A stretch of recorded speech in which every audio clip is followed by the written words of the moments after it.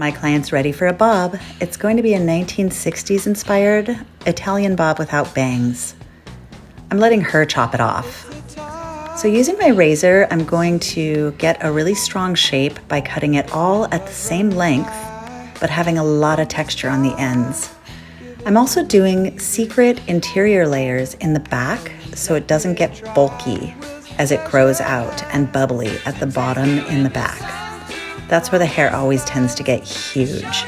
I'm also making sure to leave the front a teeny bit longer and cut it slightly asymmetrical so she can push it left and right and it will look sexy and have volume either direction. I'm using my shears to blunt the edges and make it a little choppy. Some hair balm to style it and totally air dry. Little pieces around the cheekbones when she tucks it behind the ear for extra styling, and she's good to go.